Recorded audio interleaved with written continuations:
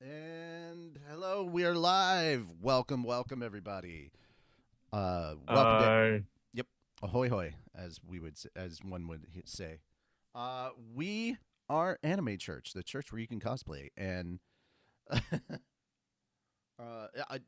Spider, same, super super same. I pulled Arlecchino Mom, and so I've just been building that. I've been building her up, and I'm trying to get her weapon. I rolled Odette's weapon on my second wish, and I was like, "This isn't what I wanted. Give me Arlecchino's." Yeah. So I've just been running around building that up. And I'll talk a little bit about Snezhnaya in a bit. But yeah, we have a lot to talk about. D23 happened this weekend, literally yesterday. There's a lot to cover from that. Even if we're omitting like most of the stuff that they talked about, because they covered a lot of stuff. Most I'm not that interested in, but there's a few things obviously that they covered that we would talk about because there is some interest. There's Kingdom Hearts news. There's more gaming, more cool gaming news out there. Surprise, surprise! Steam did another amazing thing, and it gave them another W, just proving why they are, in fact, the greatest monopoly on Earth. They're not Monopoly, though. They are, but unintentionally. I mean, by definition, they both are and are not a monopoly. So by definition, they are not, because they have actual competition. They do. However, it comes across as a monopoly because basically no one else chooses anything else. Because they're it comes across as a monopoly because the competition loves deceptive practices. Yeah, exactly. I was like, hey, maybe if you don't treat your consumers like shit, they would actually, show up for you.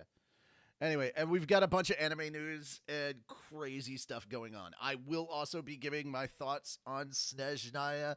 Guys, I have not gone too far in to the story stuff. I've been running around doing things, and yeah. Over the last several days, there's also been a lot of Yuri. I will admit to that. When my brain shuts down, I default to certain things. So I just looked up a bunch of Yuri images of like different games and shows and stuff, and the only way for my brain to cope was to look at all the sexy stuff and then start cataloging it. So I started organizing I started saving images and organizing them into folders and subfolders, and like I was satisfying both the horny part of my brain and the OCD part of my brain at the same time, and that is how I cope with stress, apparently. Also, for those of you who grew up in my generation or the generation after me, shortly after me, you should all know a little thing from Avenue Q that just explains what we're here for. The internet is for porn. And if you didn't know that, come on. Why do you think the net was born? All right. Probably a quick introduction real quick for any new people. Hi, I am Richie Roberts, your Minister of Science and Technology. I'm Fenner Sarun, the patron saint of snackles and alcohol. Yep, and like I said, we are Anime Church. We cover the nerdy news. Just in case you missed some of it, we've got happy, we've got somber, we've got a little bit of whoa, and some WTF, and that's typically how a lot of this goes. We are going to pause, and talk about certain trailers that dropped. I thought were pretty cool. We're going to start with something a little different. It's not fully nerdy. So there's this series, I think it's a series. I don't know if it's a series or if it's a movie. It might be a movie. It's coming from A24. It's called Primetime, and it's about Chris Hansen. And he's being played by Robert Pattinson. Batman, or Twilight Boy, as some people call him. Anyhow, yeah. Boy, oh boy. I just was like, okay, neat. I'll check out the trailer. I watched the trailer. I was like, yeah, Fenris and I might have a few comments on this. So, all right, without further ado, let's get into it. Come on in.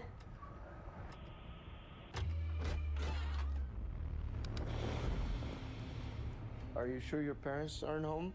I'm sure. Big night planned. Who are you? Why don't you have a seat right there? I'm Chris Hansen with Dateline NBC, and we're doing a story on adults who try to meet teens online. You see how this looks, right? I don't really like your show, but America loves it. So I need to move you to Catch a Predator, 9 p.m. prime time. Gonna be bigger than Lost. My name is Dan Plum. Do you know what you're auditioning for? So you are playing a 13-year-old? Is there time for a rehearsal? We're gonna shoot the rehearsal.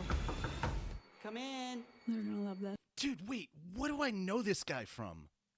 This actor right here. What do I know him from? I know I've seen him in something. I just cannot remember for the life of me what I've seen him in. I don't know. I think it was kind of recent. I'm not 100% sure. Guys, if you know who if he looks familiar and you know what he's from, you've seen it, let me know in chat or in the comments. I kind of like my mind is just blank. There's time for a rehearsal. We're gonna shoot the rehearsal.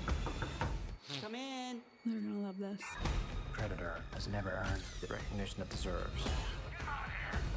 But want something that matters. No more bottom feeders. I want a whale. Don't you ever just want to bleed them? Maybe what I do is a little worse. This could be our greatest segment yet. We're going to him. We don't do that. They come to us. I don't understand what I'm doing here. What you're doing is more than acting. You're cleansing the world of an ancient evil. Let's catch us a predator.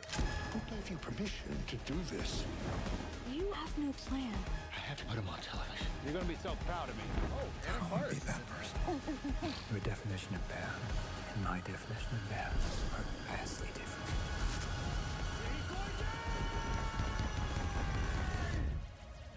What would have happened if I wasn't here?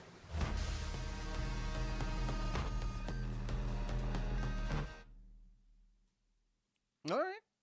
Thoughts? I want to know, like, it says inspired by true events. Mm-hmm.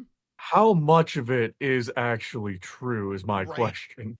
Right? How much is true versus how much is like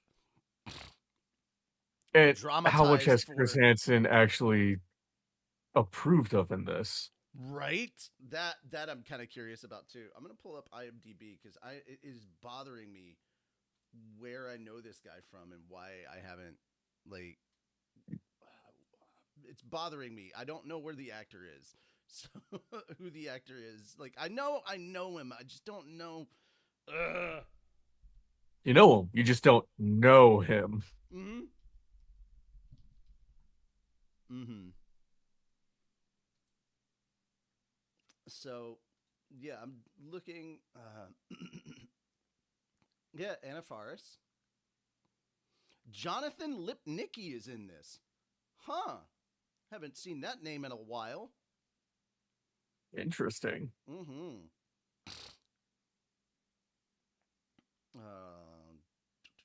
So, yeah, I'm looking at... Okay. Skylar DeSoto. Sean Bridgers. Is it Skylar? Is that him? I don't know. Yeah, that's him, Skylar DeSoto. Okay. Oh, apparently he was in Night in the Museum, but that's not where I know him from. Oh, that's where I know him from. Okay, that makes sense. That makes sense. He was Jimmy Olsen in the Superman movie, the one by James Gunn, the really good one that he released. Yeah, it was Jimmy Olsen. I was like, I know I've seen him recently in something that was nerdy. Yeah. Yes, that was Hope Man. Hope Man. Dude, no, that was the craziest thing, dude. It was the first time that like a Jimmy Olsen was portrayed as having like accidental riz. Like this man pulls so many hot like all the girls are just like, he's so cute. I'm like, wait, really? And then Lex's supermodel girlfriend is one of his exes that he dumped. And I'm like, what the fuck, Jimmy? And I love that they even point that out. Like, Lois is like, how do you do it, Jimmy? Like, I don't fucking know. Jimmy just pulls hot girls. Like, I love that. He's like this awkward, like, dorky looking dude, and all of the girls are just like, there's just something about him. He has like some sort of magnetism to him. And I'm like, you know what? Good on Jimmy. He's just a normal dude that is a photographer, and he deserves something. In this crazy world in which he exists in, let Jimmy have something. Accidental Riz, 100% behind that. I know what it is. You got isekai. Yeah, that's what it is. Truck-kun was kind to him. Well, all right. Any other stuff? Let's get back to prime time. Yeah, I agree with you though. I'm really curious which parts are over dramatized and like are things that were added that weren't originally there versus what is, because the line is so blurred on this one. Because so much of this I can see happening. Yeah, I was going to say, like, I can see everything in this trailer actually being real life, but I really want to see I want to see Chris Hansen's reaction to it, just because. It could 100% be true. It could all be true, just like hyped up more for like a movie, you know, overly dramatized, whereas, you know, the truth is kind of, it was a little more bland. But yeah, I mean, To Catch a Predator was huge. I remember that. Yeah. I just saw that it was Robert Pattinson doing a new thing, and he was apparently going to be Chris Hansen, and I was like, okay, I'm down for that casting. I'll check it out. And then I watched it, and I was like, we gotta talk about this.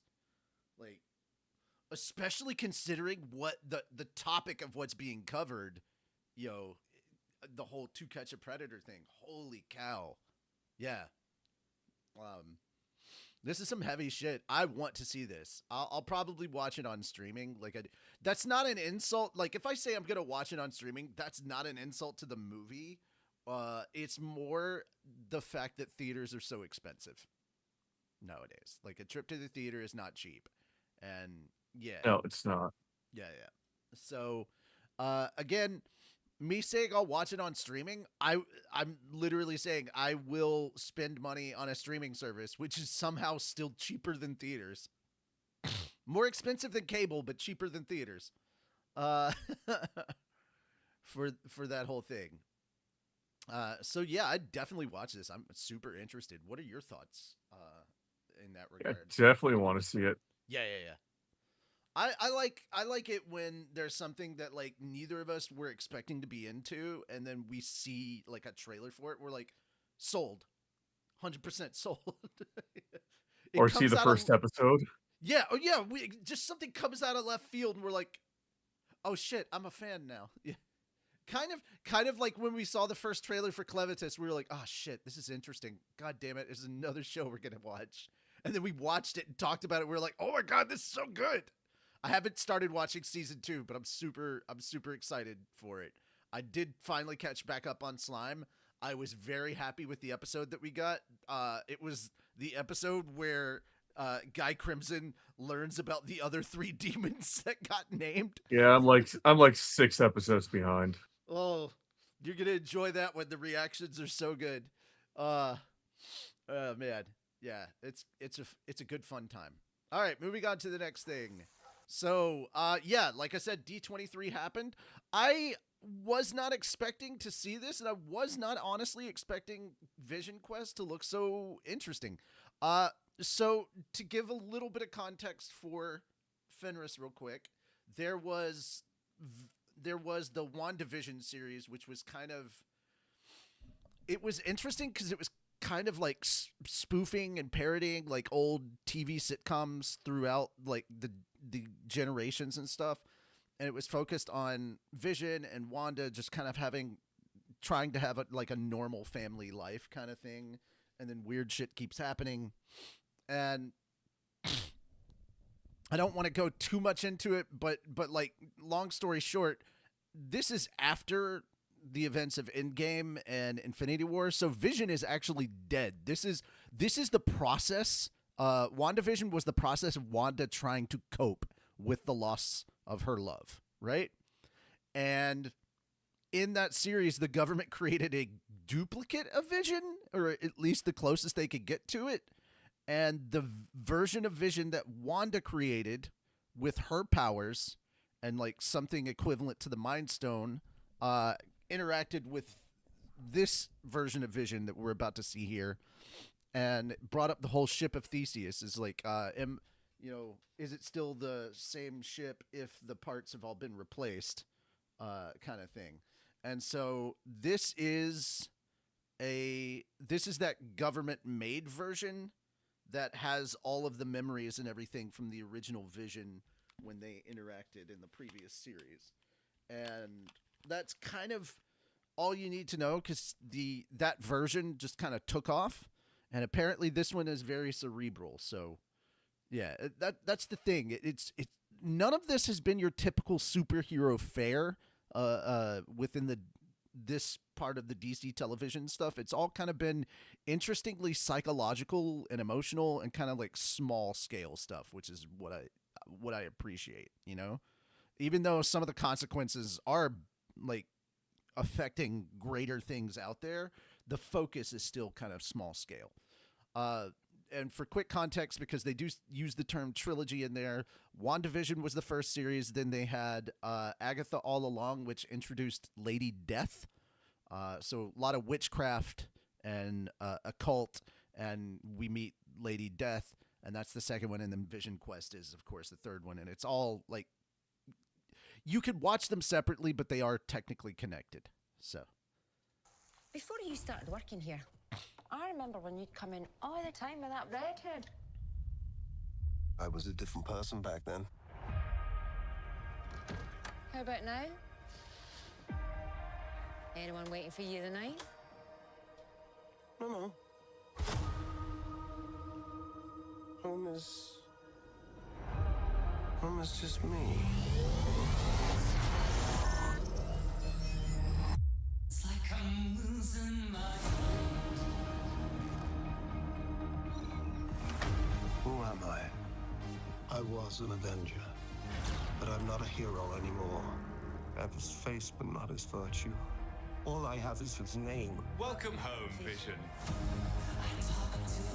This house is getting crowded, Vision. Ultron! Human avatars only. Sir, I cannot overstate the dangers of keeping him around. Yes, but he is Dad? Papa? Peepaw. I'm a stranger to myself. That family wasn't real. You sure about that? I had a father, a machine called Vision. Muzzle tough. It's a boy. How is this possible?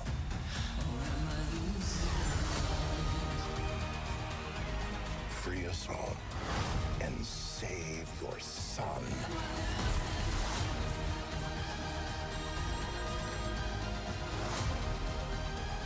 I wish to understand my purpose. With a genocidal maniac inside your head.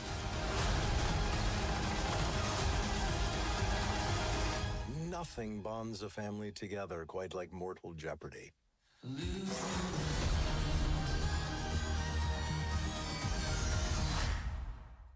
Okay, to be fair, I know I'm biased. You put James Spader in something, and I'm already there.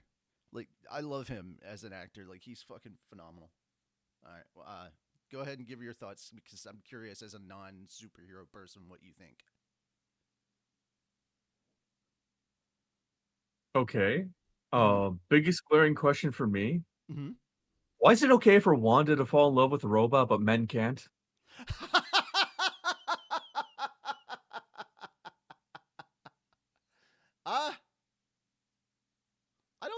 I don't think there's necessarily a problem with that. I'm not saying you can't. I'm not the judgment police here. Like, I'm not here to judge. That's funny though. I love that. Okay. Also goes to show that robots are better companions than humans. Also true. Also very true. All right. So I was already really excited when Age of Ultron was coming out and like they announced that James Spader was going to play Ultron because Ultron is supposed to be witty and snarky and sassy, kind of like Tony Stark is. And I was like, yeah, James Spader can pull that off. And having him back and actually like in the flesh, man, like James Spader is such a talented person, and I'm so glad to have more of James Spader. So I was already sold with just that. Guys, if you have not watched the Stargate movie, please do yourself a favor and watch that. That is like the earliest I've ever that was the first time I ever got any screen time with James Spader. That was my first introduction to Dude, James Spader. Stargate movie was wonderful. Yes, it was. Not bashing on the Stargate series. SG-1 was good for quite a long time, but Atlantis was great. Atlantis Universe was also it was a thing. Atlantis is also how pretty much everybody got introduced to what's his name? The guy that Jason plays Momoa. Logan. Jason Momoa. That's where everybody got introduced to him. That's where he got his, from my understanding, that's where he got his start. He got started that way. It was really, really good. So don't sleep on the Stargate stuff. I would say 90% of it is fucking fantastic. We don't talk about the other 10%. We don't talk about Bruno. Before I forget, I forgot to do this at the beginning. Quick fat dog announcements while I have you here. So we have a very special secret sneak peek project that is coming out sometime. We're dropping a teaser for it shortly. Also, yeah. Auditions have wrapped for Overlord Abridged Episode 2, and we will start casting later tonight. So look forward to those two things. All right, on to the other side of things. We have more Marvel stuff because, of course, it's D23. We have a special look at Avengers Doomsday. And once again, this is one of those things where I'm curious to hear your thoughts on this as a non-superhero person. There definitely seems to be a lot more emotional weight in this.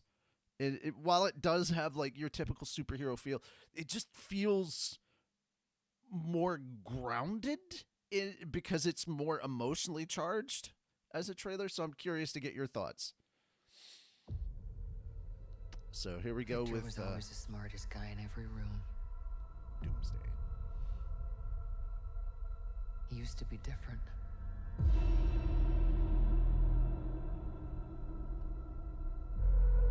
He used to be kind, he used to be caring. And then everything he loved was taken from him.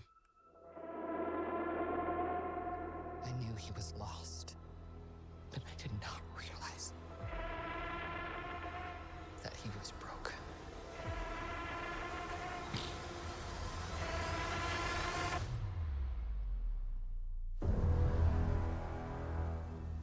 Victor, did you do this?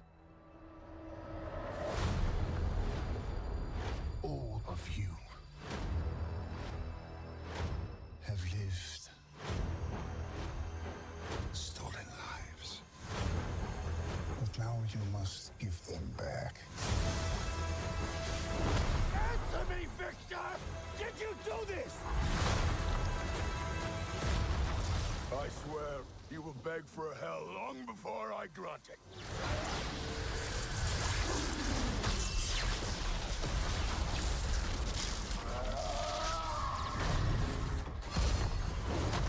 Hell answers to me. For I am Doom.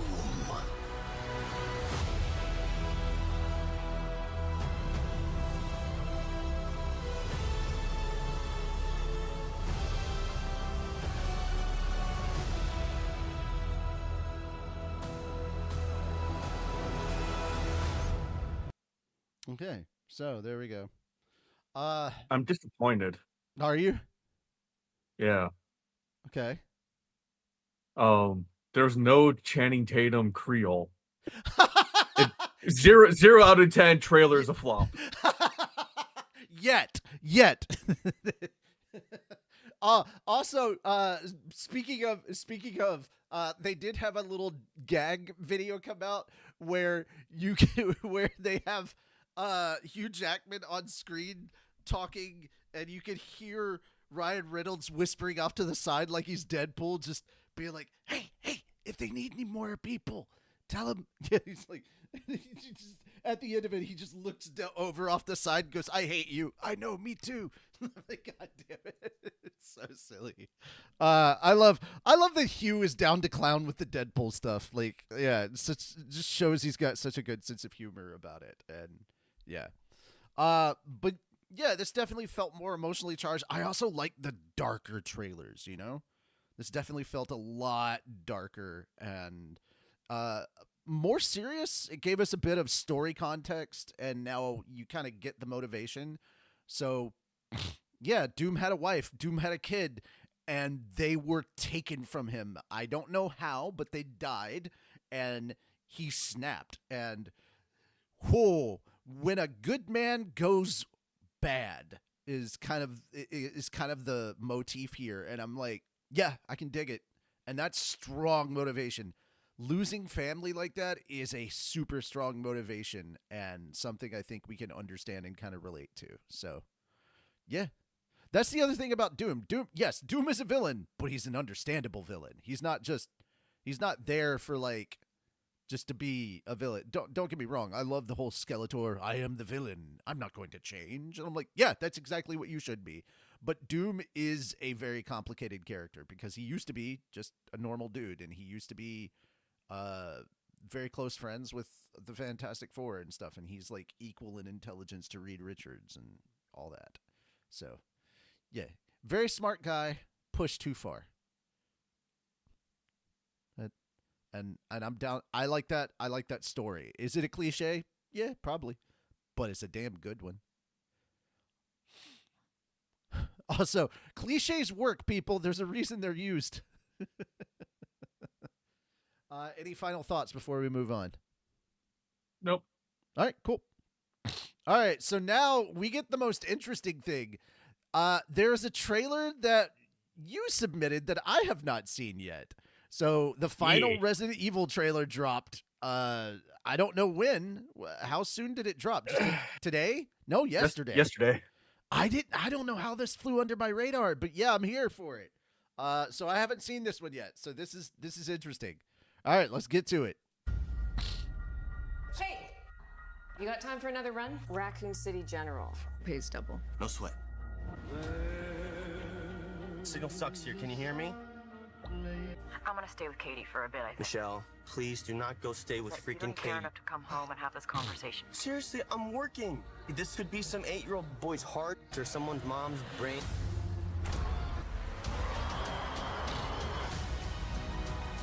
Hello? There's an emergency here. Everything that has happened in this town transpired in a manner of hours. I'm in like a seriously fucked up situation right now.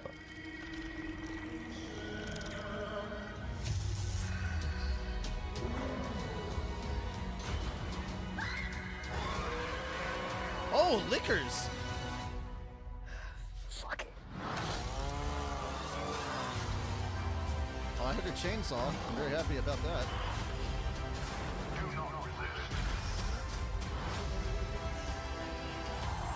What is this shit now?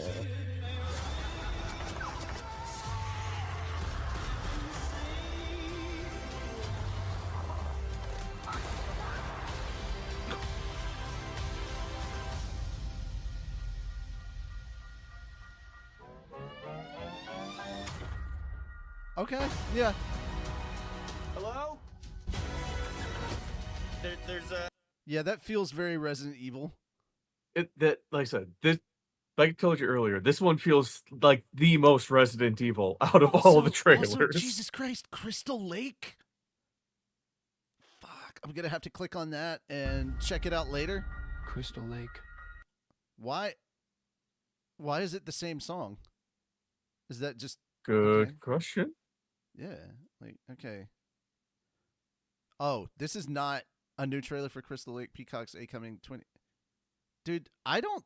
Okay, that does not feel real because it says Wilson Cleveland, not the official yet. I know I watched. Let's take a moment here. I know I watched the actual one, the one from the final. I was But already regardless, down. I was already down to watch this Resident Evil. It didn't change anything. I was just like, neat trailer. That's kind of where I'm at. Like, I can understand this is the most Resident Evil-ish trailer, and I'm okay with that. But yeah, like at the same time, I was down to watch this. Showing other stuff. Yeah.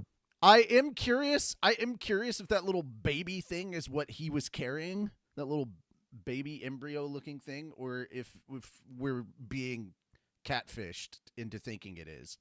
I'm curious. That's the one mystery to me is what is he actually carrying to Raccoon City? Is it something terrible for Umbrella, or is it actually particularly what they say what it's supposed to be, and then we're being gaslit into believing it is something terrible. Okay, so that is the actual final trailer. I'm on like 7 different YouTube channels that are all sharing the same video. Okay. Yeah, it's just I try to grab it from the official sources. That one just threw me off because of the name of it. I will typically try and find like the studio or whatever for the official one. That's okay though. Like it is I figured it was the actual trailer. So I do want to see what the Crystal Lake one is and if that's actually real because I like Friday the 13th ish. Yep. Yeah. I'm not a big fan of horror, but for some reason slasher I'm okay with because I can disassociate really easily. I'm like, oh yeah, I just want to see some unruly teens get murked. Speaking of unruly teens and getting murked, I watched a movie the other day. And there was two black actors came on screen. They heard a scream. They're like, you know what happens in horror movies? The other one's like, black people die first. Let's get the fuck out of here. And I'm like, you know what happens in reality? Most realistic reaction ever. You know what happens in reality? Black people don't die because they say no. Like, hey, let them do their white people shit. We're staying alive. Yeah, dude. Yeah. Also, that's a stereotype I'm not comfortable with because I know me. I'm not running towards the danger. No. Am I armed and prepared for the situation? Yes. Am I actively trying to put myself in greater danger? Fuck no. No. I want to live. I am right there with you. Like, oh, I have just enough ammo and just enough firearms to get me the fuck away from this. I have realized the type of person I am most likely to be in a zombie apocalypse. I am half Tallahassee and half Iowa. So I am half Jesse Eisenberg and half Woody Harrelson. So no, there's like the whole is the Woody the whole Harrelson half looking for Twinkies? No, my Woody Harrelson half is God bless rednecks. That's me. That's 100% me. But also at the same time, I would make a list of rules to just survive in Zombieland. I absolutely would. Yeah. I also disagree with Tallahassee. There's like, I don't believe in it and limbering up. And he's like, do you ever see a lion stretch before it chases? Yes. Yes, lions stretch. They do. They get up and they stretch. Like every time they get up from a seated or lying position, they do that. So yeah, I believe in it. Anyhow, yeah. That's basically it. We've got a few more general nerd news things. So let's talk a little bit about the Legend of Zelda film. So a little bit of sad news. We did just recently lose Sam Neill, but we get one more movie with him. He is going to be in the Legend of Zelda live action movie. So yeah, I'm kind of here for that. Also, Yvonne Strahovski being in there is a W for me. If any of you watch the show Chuck, She was the CIA agent responsible for overseeing and For taking care of Chuck.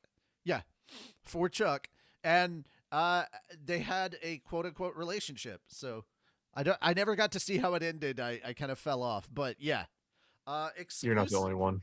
Yeah. So earlier yesterday, news broke that Australia's Yuli Latukefu had landed the villain role of Ganondorf in the Legend of Zelda live-action feature film based on the popular video game. And now sources tell us that the late Sam Neill will also appear in the film. Reps for Sony couldn't be reached for comment, nor could Neill's former reps. The project, which wrapped in April, will mark one of Neill's final scene performances, if not the last. It's not yet clear who he plays. Neill died, unfortunately, just recently, about a month ago, actually, on July 13th at 78. Other new additions to the Zelda movie include Severance's Deacon Lachman and The Handmaiden Tale and Chuck's Yvonne Strahovski. Sources were unclear on Strahovski's role, though we're told she plays a queen character. They had Lachman playing Impa, the bodyguard and advisor to the up-and-comer Bo Bragason's Princess Zelda. The Zelda movie plot remains under wraps as previously announced. Benjamin Evan Ainsworth stars opposite Bragason in the lead role of Link. Yeah, I'm looking forward to this. I'm hoping, obviously we will get trailers next year. I'm wondering when we will get our first look at these. That's going to be pretty dope. So yeah, there we are. All right. Any thoughts on this before we move on? None. All right, cool. Good talk. Yes, this one is the other one I wanted to talk with you about. So Wyatt Russell's Monsterverse series cast Corey Stoll, Ralph Ineson, and Nyasha Hatendi. So I figured, talking kaiju news, you'd want to know,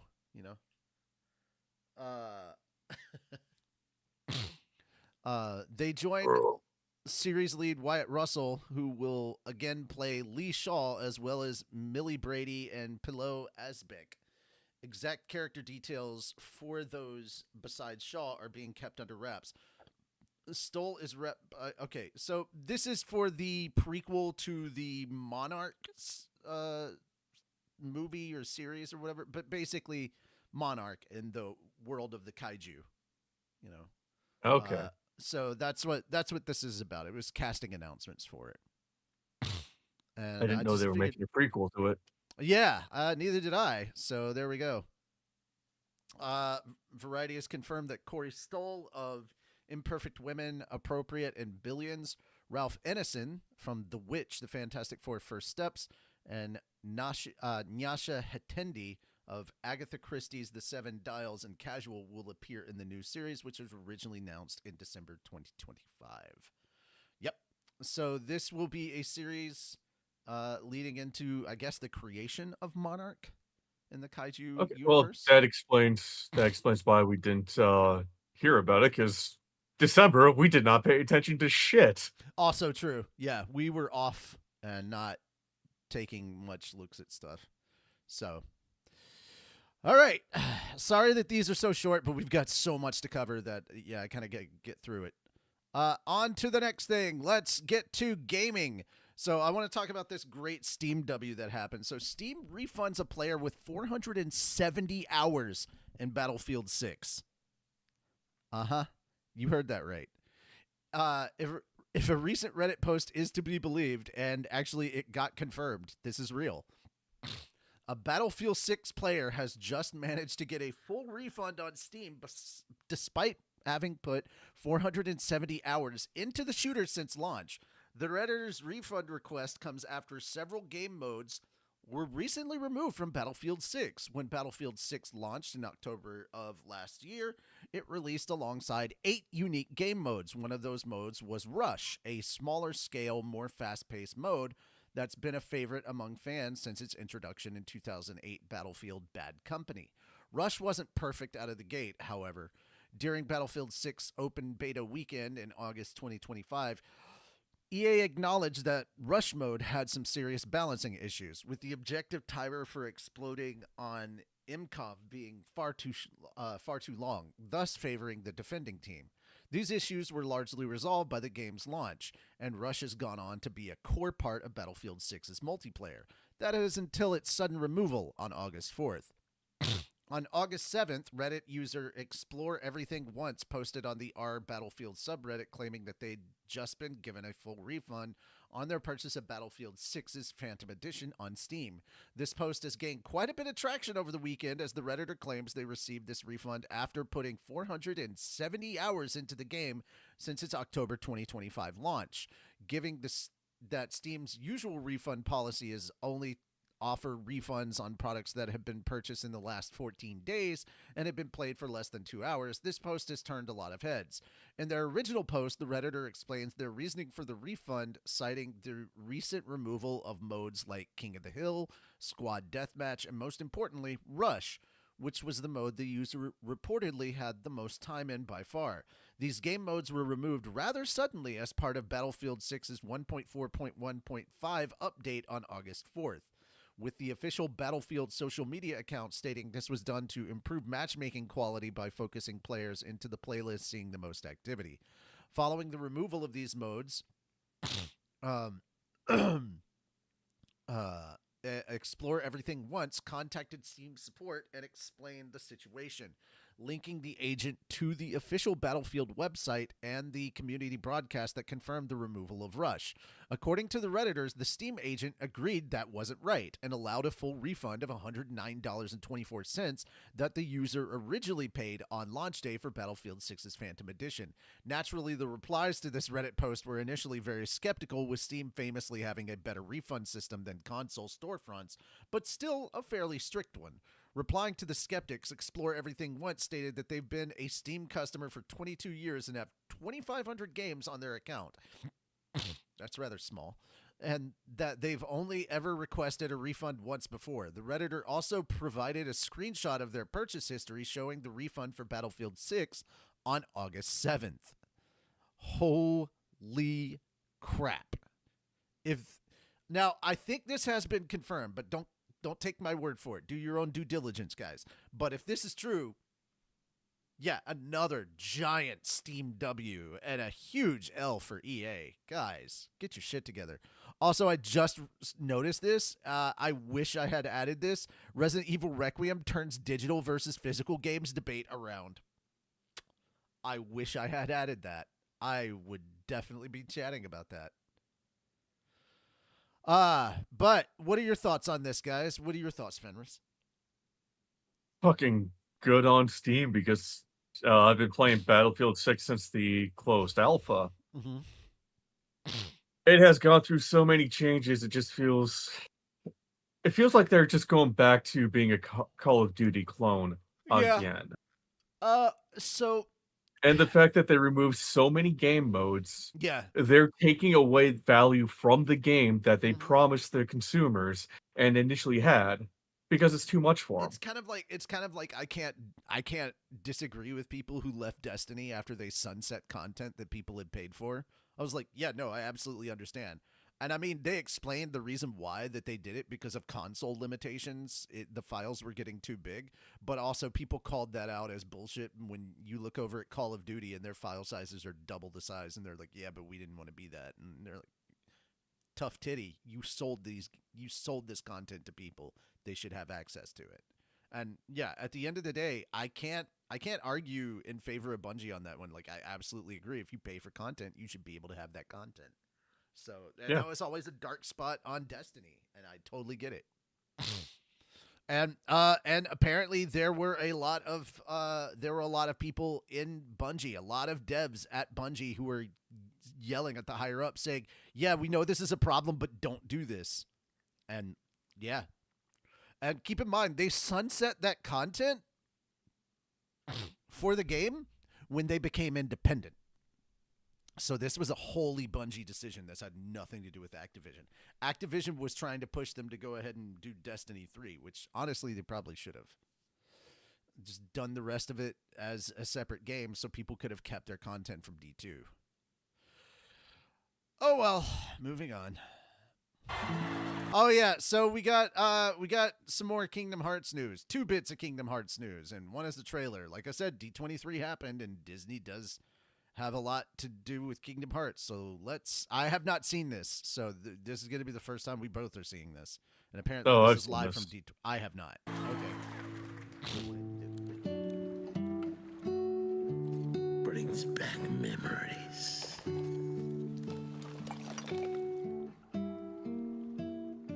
Gracias.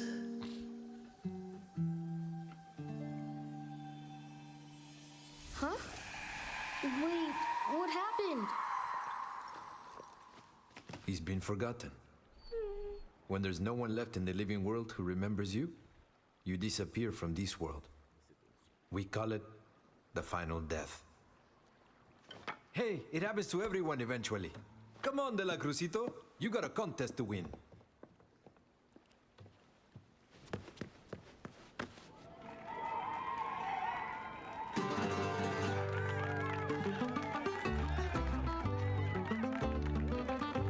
What color is the sky? Ay, mi amor, ay, mi amor.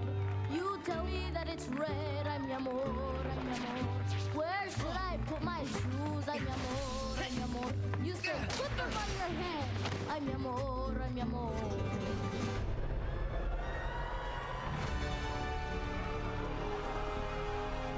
Okay, this is the most we've seen of this. Is Quadratum.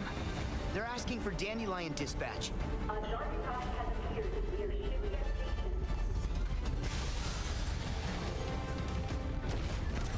That doesn't sound like Haley Joel Osment when he said. Molly, behind you! Wow! Whoa! Welcome to the Plaza de la Cruz.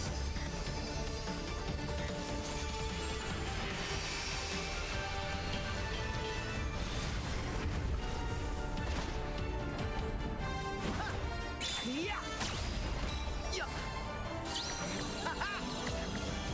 It's showtime! This is a lot of new information. I bet I'll find a clue to saving Sora now. Huh?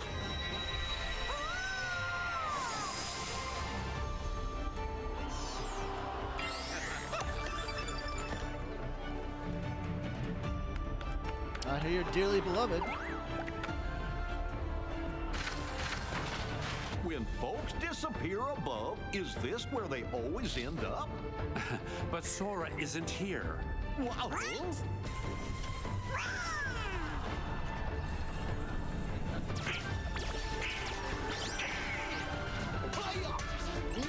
I see Donald still not healing.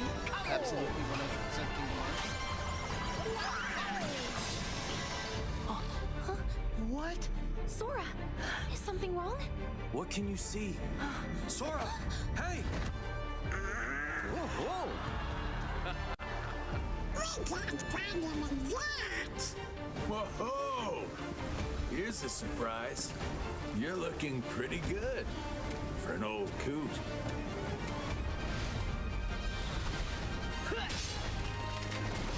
Delicia! Sigurd!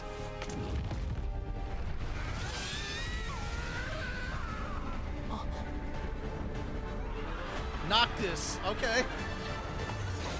At least that's what it looked like.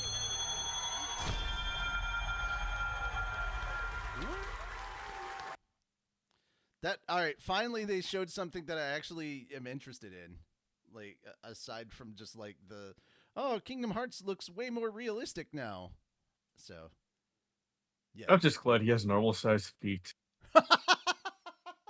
Well, he's always had normal sized feet. He just had a smaller than regular body at that time.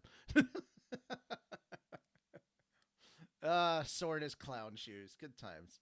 All right, so we're going to move on to the next bit of Kingdom Hearts news. The big video game, the next video game TV adaptation is Kingdom Hearts anime. So, yeah, they are making a Kingdom Hearts anime. I don't want to read all of that. Okay.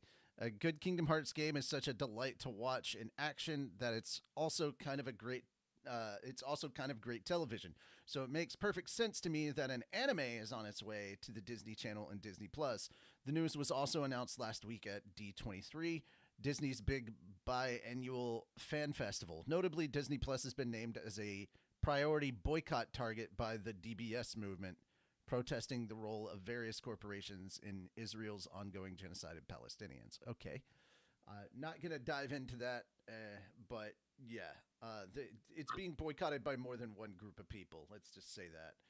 As for what to expect, Kingdom Hearts famously has been a long-winded plot that's impenetrable unless you're willing to play 100 spin-offs, many of which are different archaic console or on different archaic consoles.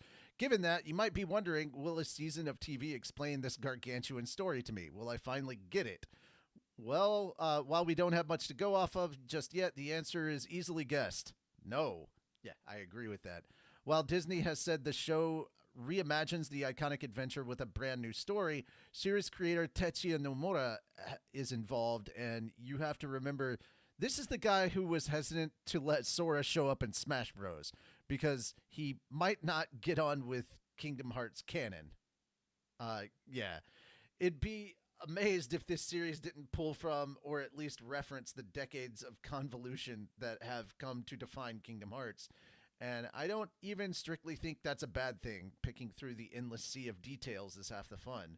Will it be better than Seth Kearsley's aberrative 2003 TV series would have been? We can only guess, but it's still Kingdom Hearts, so at the very least, it will most certainly be interesting. Yeah, see, I'm okay because it's an anime. If it was like, if they were trying to do live action shit, I'd be like, no. I would absolutely be against it. And I would also be against it if it was Western cartoon. If it was wholly Disney, I would be against it. But like, considering that it's Disney meets Final Fantasy, and as much Disney stuff is in there, the gameplay, a lot of stuff, like it's more Final Fantasy than Disney. So yes, it should be a Japanese property. So I absolutely agree. Anime was the correct choice. But what are your thoughts, Fenris? I kind of want to see what happens. I'm probably gonna wait. Yeah. A couple years once it's out of Disney jail, if it ever comes out of Disney jail. No, it won't. It won't. No. Disney is. Then I'm probably not gonna watch it. Yeah. Well, I mean, you don't have to watch it on Disney Plus. I'm just saying. So my thing is this, guys. I'm not 100% sure if this is going to be good or bad, but I know I'm going to watch it. If it's good, awesome. If not, then I'm just going to sit back and enjoy watching a glorious train wreck. You know? I'm here for either. The popcorn's going to be enjoyable whichever way it goes. That's where I'm at. Alrighty. On to our last bit, Steins Gate reboot, which I didn't even know was a thing that was happening. So the game, if you're on Steam, yay for you. If you're on console, well, it sucks to be you. Steins Gate reboot for Xbox Series. I love how they just mention Xbox, but it's like Xbox, PS, PlayStation, and Switch. Delayed to October 29th. The previously announced August 20th, 2026 date has been postponed, the release date to align with Western console release date of October 29th, 2026 now. Spike Chunsoft said in a statement, "We sincerely apologize for any inconvenience this delay may cause to those who have been looking forward to the release of the Xbox Series XS version. Steins Gate reboot will launch on PlayStation 5, Switch 2, PlayStation 4, Switch, and PC via Steam." Oh no, it is specifically just on Xbox. Okay. On August 20th in Japan, the PC version will launch on the same day in the West. Oh, okay. No. Okay. So the PS5, Xbox, Switch, and all that will launch on October 29th in the West. In Japan, they get it the same time as everybody else on Steam. But if you're in the West, tough titty. Yeah, that's where they're at. Whew. So, I mean, Steins Gate is roughly affiliated with Slime, so I figured we'd cover it. I'm not overly familiar with Steins Gate. I haven't watched it. I know a lot of people who've told me I need to. But yeah, I haven't. I've watched it. I've played the game. I played the reboot that they put out on the Switch. And I'm probably going to play that one. Cool. You got any thoughts on this or nah? You can trigger the fan group by going. All right. So I'm gonna give my thoughts on Snezhnaya, and I'm gonna put this kind of in the background mostly just so you can. So I want to point out one very specific thing that I thought was pretty cool. So this is 4 years old. This is a trailer that occurred right before Sumeru. If you are a Genshin fan, you definitely know this.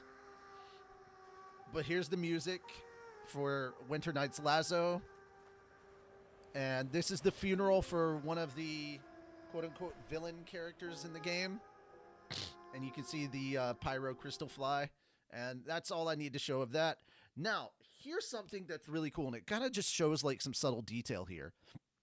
So I did find this out before seeing this, but I was curious what like Genshin players and like the big gamers and the lore people and everything thought of this. So I was like, oh, I wonder what they thought.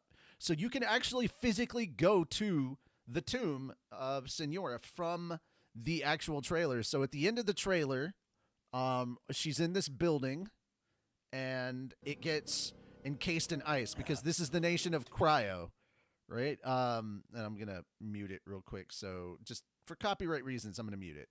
And so it gets encased in layers of ice, just completely frozen. And so that is what the tomb looks like now, more or less. Okay, so now I've unmuted. I put it back to full. That way, in case I do tabs later, it's not muted. And so now you can go here. Secret song to Senora in Snezhnaya? What? Like mourning her dead friend? No way. How do I do it, bro? Do you just take her out? You have to go to her tomb? Oh, shoot.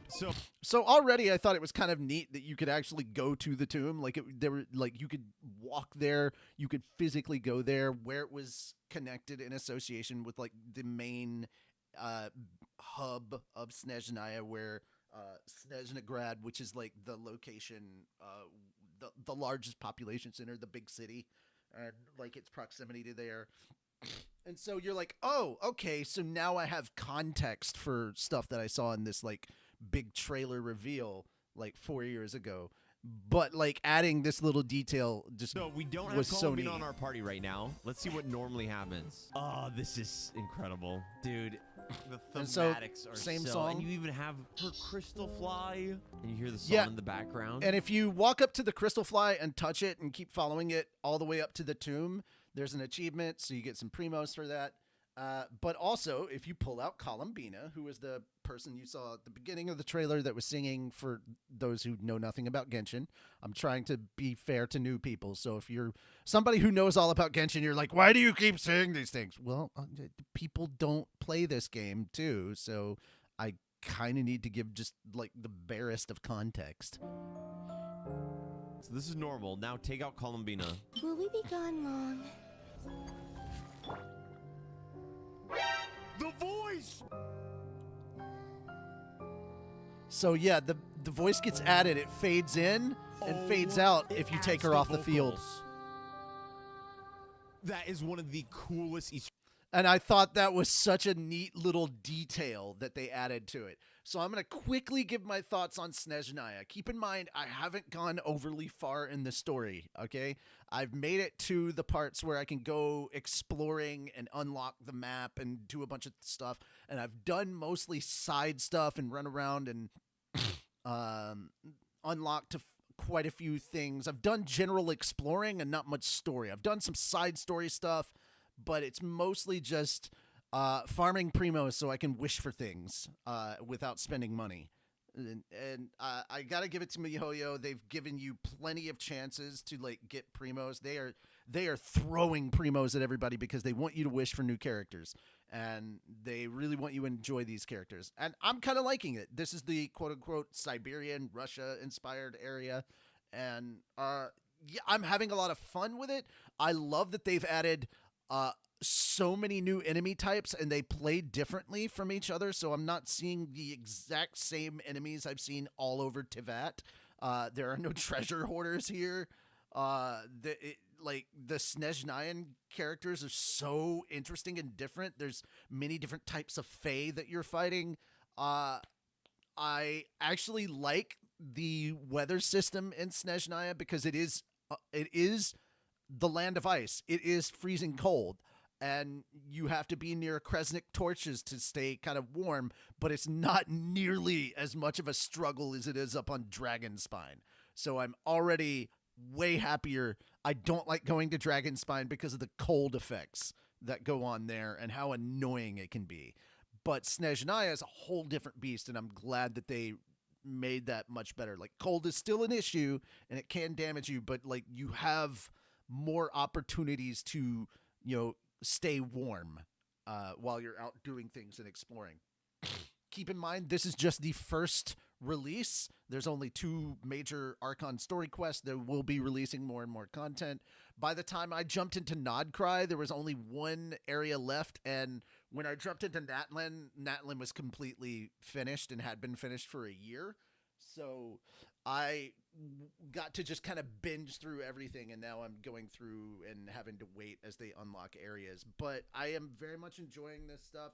The story stuff that I have experienced so far has been really, really interesting. There's some major lore implications and questions that get answered right from the beginning of Snezhnaya. And they weren't joking. They said, hey, when you get to Snezhnaya, a lot of questions you've had over the last 6 years about story content and things that have been going on, you're going to start finding out. Like, Snezhnaya is where we're going to start getting some answers, and those answers are going to lead to even deeper questions. They're not wrong. So, yeah, hats off to the devs, and especially the story team. I also greatly appreciate that for the first time, the Traveler, your playable character, is actually meta because of how they change things up in Snezhnaya. They've made him actually like work with the mechanics of this new area, with the reactions in this new area. If he's in your team, whether you have him out on the field or not, he procs the new reaction automatically for your entire team. So yeah, it makes him meta. It makes him playable. He finally gets his own weapon that you can build and level up through the statues of the 7. As you unlock more statues, you go to each statue, use cryo on it, and then choose to boost the weapon, and it makes the weapon more powerful, and it is specifically attuned to him. So giving it to somebody else doesn't work.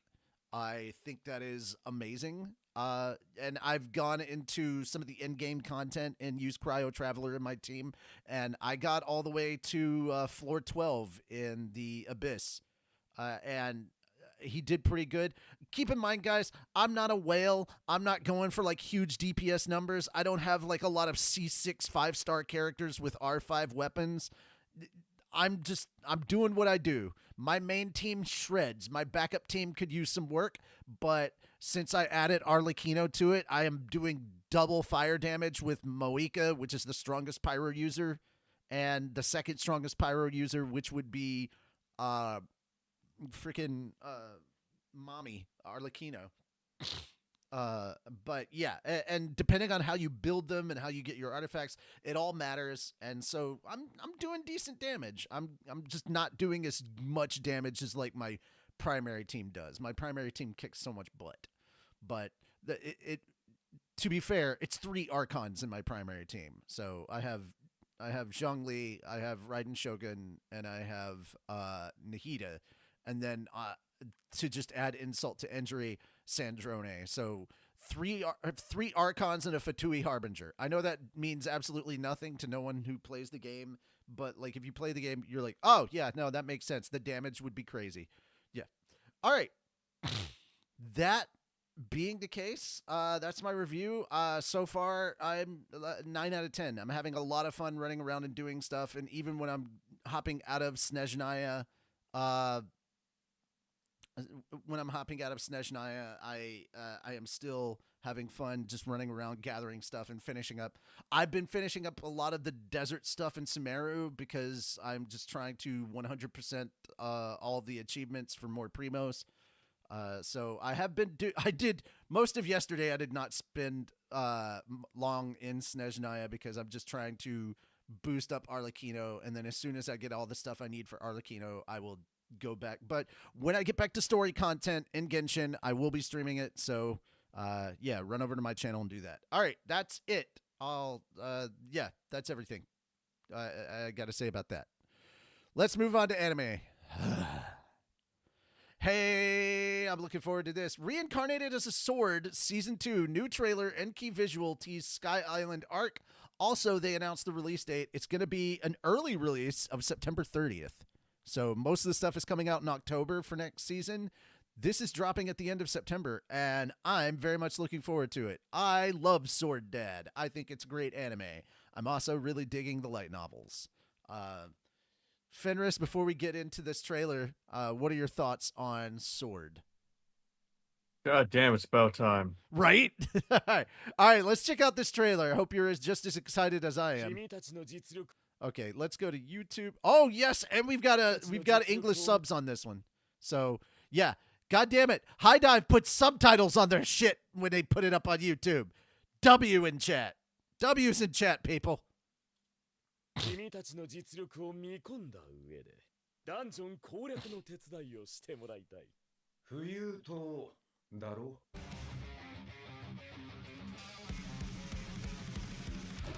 出迎えって感じじゃなさそうだ。師匠、牽制お願い。お、これより先の方が骨が折れるであるぞ。スケルトンだけにな。何それ。フラ、気を抜くな。師匠、こいつ。我が悲願のため。不死なる駒にある器か見極めてくれよ。もうすぐ僕の意識は消える。許せない。僕たちが何をしたって言うんだ。勝ちが一気に取り抜いちまった。今のままじゃ勝てない。でも師匠と私は最強のコンビ。この世のすべてその手ですべて一気に食らう。およ祝福あれ。普段の経験値になりな。聞かぬな。なんで呪うがいい己の無力さを。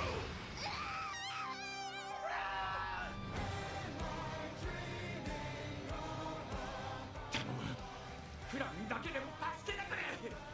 この世界にはいるんだよ神様が。 Okay. First thing I'm going to say, the animation got an upgrade. I'm always happy when a second season of something comes out and the animation quality goes up, not down. So I'm very happy about that. I also dig the song. I think the song choice was very good. I'm liking how intense this is considering the source material. I didn't get the vibes of how like intense everything was when I was reading the light novel. But again, sometimes when you're reading, you know, you're not fully, especially when you're ADHD, you're not fully committed to what you're reading. And so sometimes going and checking out the anime will give you insights that you didn't get when you were reading. So yeah, that could be on me and my ADHD brain. Fenris, what are your thoughts? Looks interesting. Mm-hmm. I agree. I haven't read the light novel, so that's I was going to say I don't think you're a light novel reader. So I have so many fucking light novels and manhwas that I'm reading right now that totally understand. Yeah, I think it's actually a good thing from this perspective because like you get to go in and experience this for the first time this way. I would say that when you get a chance and you get caught up on a bunch of things, grab the light novels for this and check out like some of the similarities and differences and stuff. Like, if you like the anime, you're going to love the light novels. They're not... that's the other thing about this anime that I'm really appreciative of. Like, it takes its time. This anime takes its time. I hope Season 2 isn't fully this dungeon, because this dungeon only takes up part of Volume 2. So, like, it's not... If this dungeon is the whole thing, I'm going to feel a little bad, because there's so much more content to come. But also the first season just covered like the intro stuff, and then Fran's time in her first city, and then her leaving the first city, and that was only like the first volume and some change. That like they did not chew through content like a lot of other anime or especially isekai light novels do, because typically Mushoku Tensei will go through 6 volumes per season, and Slime will go through 3 volumes per season. Now, keep in mind, Mushoku Tensei, while it is very rich, it's not as dense as, say, like a Slime light novel. Slime light novels are very, very dense. But also at the same time, Reincarnated as a Sword has a lot of density to it. And I'm glad they took so much more of their time, and there's a lot more of the light novel that you can feel in the actual anime. So I will say this, light novel readers, we were eating really good with season 1, and I hope the trend continues with season 2. If they take their time and it turns out that they just do this arc as season 2, understand, I'm okay with that. I just would like a little more, that's just me. I love that Goat shows up. Sword Dad is coming back. Yep. Officially releasing next month, September 30th. So it's coming out before most of the October releases. Oh, okay. Nope. Never mind. I got my answer. Okay, they are going past the undead dungeon floating in the sky. Yes. All right, cool. Because they showed the ocean, which is the arc that takes place after. So they're already teasing the second arc. And if they're doing it in the trailer, that means they're covering it. Oh, okay. So I'm just going to say these 2 things. They're not going to spoil much of anything. As we saw from the end of season 1, there's a floating sky island and there's undead on it. And obviously this trailer covered a whole hell of a lot of the undead. And she is working with a necromancer. And this is the other thing I love about Sword. Necromancers aren't seen as evil. Like, necromancer is a class, and each class you have good and bad people. So you have good warriors, bad warriors. You have good rogues, bad rogues. You have good necromancers, bad necromancers. So the class that you get, or that you choose to become, does not determine whether you are good or bad. So she has a good necromancer that she works with. He's weird because he's a necromancer, but he's a good guy. And I like that. I think that's such a neat departure from your typical like fantasy or isekai view of necromancers. And I like that. And then, so we get undead floating island, pirates. That's all I'm going to say. Yay! I'm very happy. How much are you looking forward to this, Fedris? Okay. I know it's going to be good, but I just have so many other things to watch right now. I know. Like, that is not it's not on my radar until I will be watching it when it season comes out. I'm very, very excited. Yeah. It's not on my radar until it launches. Until then, I'm trying to just focus on catching up on what I have. I've got so much stuff I need to catch up on. I totally understand. All right, moving over to Mushoku Tensei. We have a trailer for the new arc in season 3 that begins today. In fact, August 16th. So we are starting what they are calling the Chaos Breaker arc. So buckle up, everybody. This is the meat and potatoes of season 3. This is where shit like really kicks off. Like, everything up to this point in season 3 has been kind of like easing you back into it. All right, we're taking off now. This is where it starts. This is where season 3 like gets moving. And once it moves, it doesn't really take its foot off the gas. It does not. So here we go. Perugius is on the cover, or on the front. Of course. Hold on.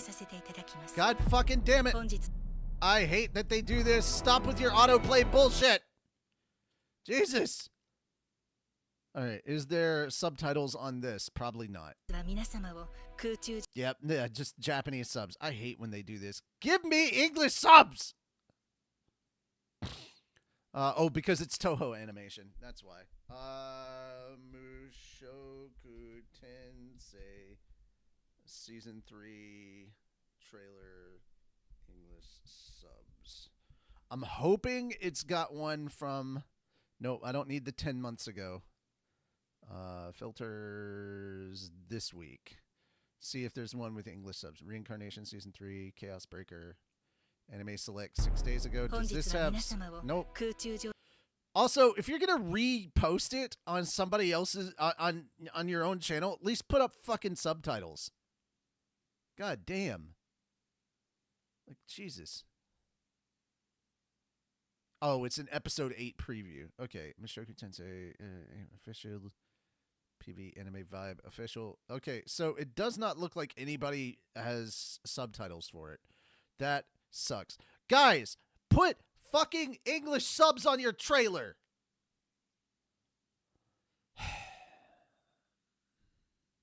All right. Really not digging this. I know what's coming, but at least put them up for my audience, for God's sake. For those of you who haven't been reading the books, this is just going to be gobbledygook to you, but you'll at least get to see pretty shit.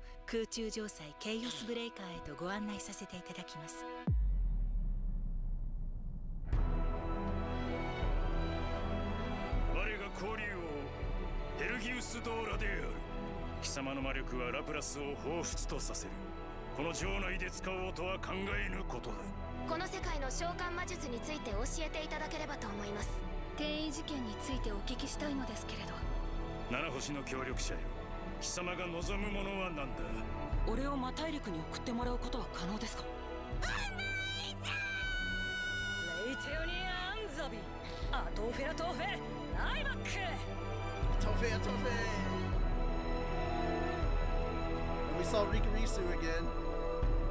Scary old man. Yeah, that's Perugius. Yep. Also, the fact that they're doing that means we're on the way to the next this everything that they're showing right here in the anime in this trailer happens after the next turning point. So, I'm wondering if we're about to get that turning point this episode. Oh boy, oh boy. So, yeah, that's all beginning today. So, yay! Also, somebody hasn't been paying attention. Season 3 began with Volume 14. No, it didn't. It started with Volume 13. Somebody needs to fix this. It's Volume 13. They do 6 volumes every season. As somebody who has read and has reread these light novels, get your facts straight there, Anime Corner. All right, on to another one. So a lot of stuff. I mean, come on, guys. The seasonal stuff is coming up next month, so we're getting a bunch of stuff. So here we go. Apothecary Diaries Season 3. Before I forget, did you have any thoughts on that at all, Fenris? Nope. Okay. Mushoku Tensei is another one I need to catch up on. I've only watched the first 2 episodes of this season. Gotcha. Well, to be fair, as a light novel reader, I'm kind of waiting until Season 3 is over, and then I'm just going to binge it because I want to do it that way. I know there's too much good shit coming. Like, when a certain episode comes up, I will watch that episode. Like, I'm not getting... also, I know that the anime kind of falls very closely in line with the light novels, so I don't feel like I'm missing stuff.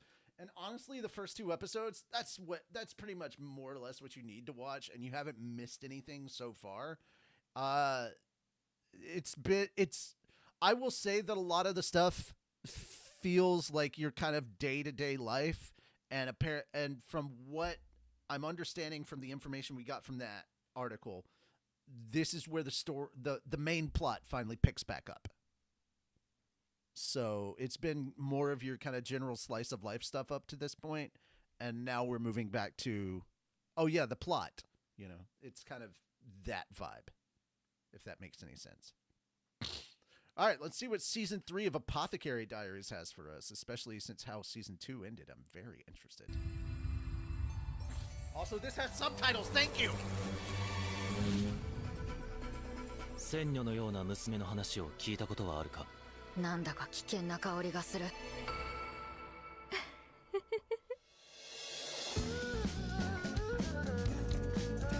あ、どんどんイナゴ？ああ、今年は作物もうダメだな。それなんでわかる？覚えてないよ。なんか虫がスカスカだと不作だって聞いた気が。思い出せ。やめろよ。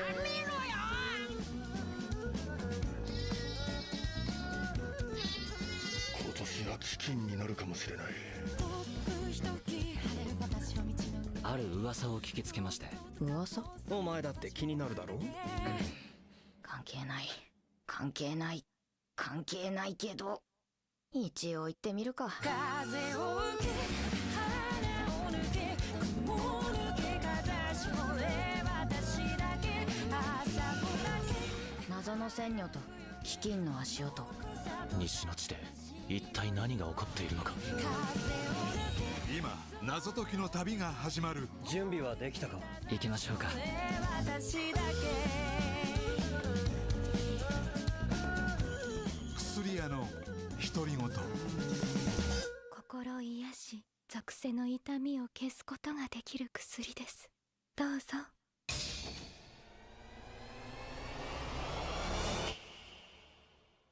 October 2nd. Yeah. So this is one where I know nothing about what's coming, and I don't want to spoil myself, so I have not read ahead.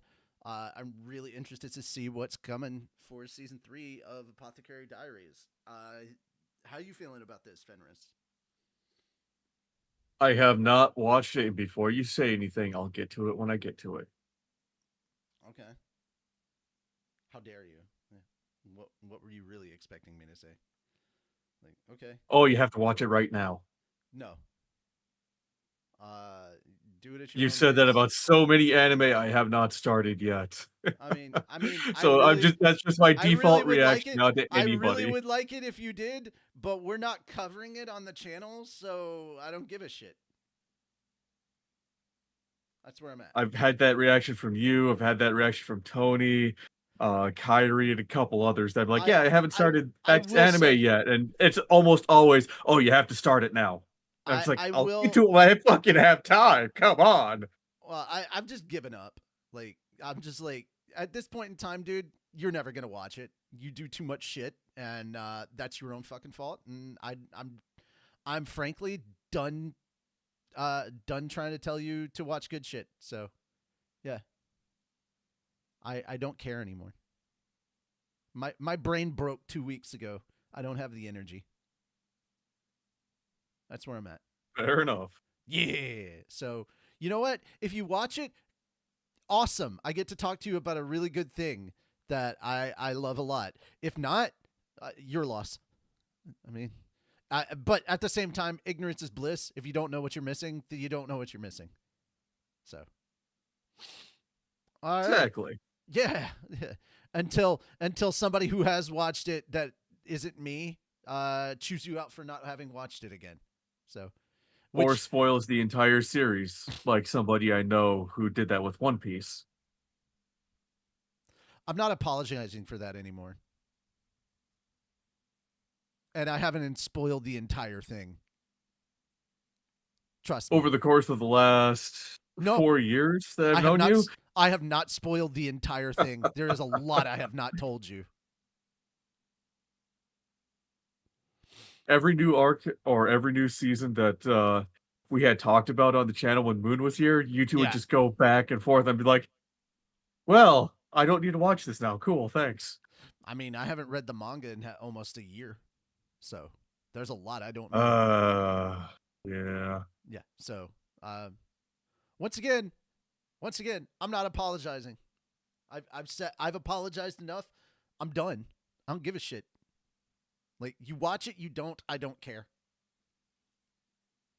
Moving on, Toei 70, they celebrated with an animation thing. We're going to watch that. Speaking of One Piece. I think Toei does One Piece, right? Oh, look, what is that I see? English fucking subs? Get your shit together, Toho. If Toei can do it, so can you. Fuck off! Give me my Mushoku Tensei with English subtitles, you lazy fucks! Now the question is, how many whip cracks did it take for their animation staff to put the subtitles in, and then how many lawsuits do they have to threaten? Translation staff carries that. The animation has nothing to do with it. You're good. How many times did they have to crack the whip at the translation staff? And then Probably how many not lawsuits did they have to Probably threaten? not at all, because Toho knows where their bread is buttered. They're like, yeah, we have a shit ton of fans. This is in the West who Toei, need not subtitles. Toho. I'm sorry, Toei. Toei knows where their bread is buttered. Like, yeah, Dragon Ball Z may have been big in Japan. Oh, in the West, it was ungodly. One Piece does crazy numbers outside of Japan. They know where their money comes from. So you goddamn right they're willing to pay their translators to get shit done. Yeah. I may have thoughts about certain companies not subtitling their trailers when they release them. Also, keep in mind, this isn't a trailer. This is just a 70th anniversary thing. They could have just very much not put subtitles in, but they did. Toho, get your shit together. そう信じて歩んできた。あの時から。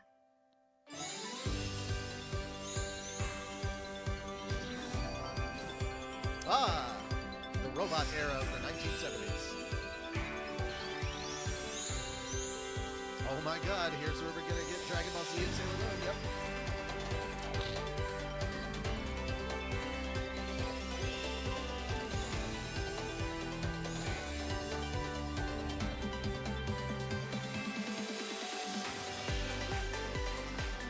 Anime に愛を、世界に夢を。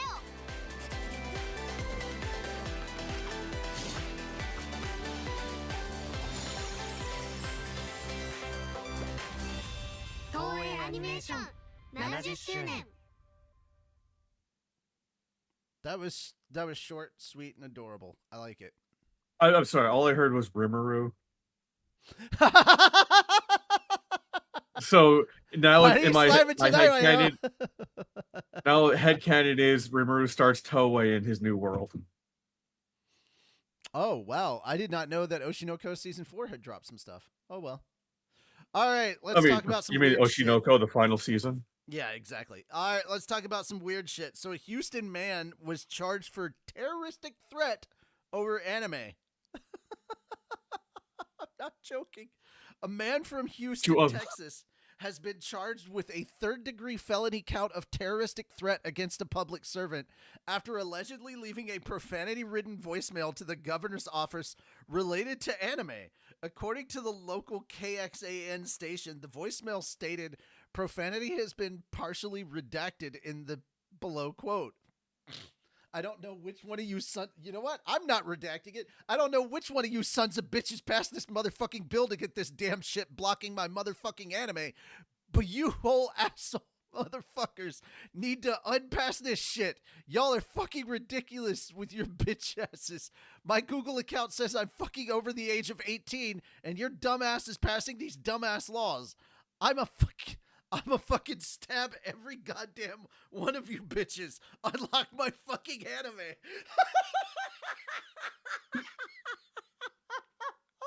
You know what?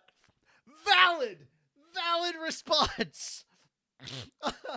A Texas Department of Public Safety agent wrote in an affidavit that the call was made from a cell phone registered to a 35-year-old Joseph Roy Osment on July 25th.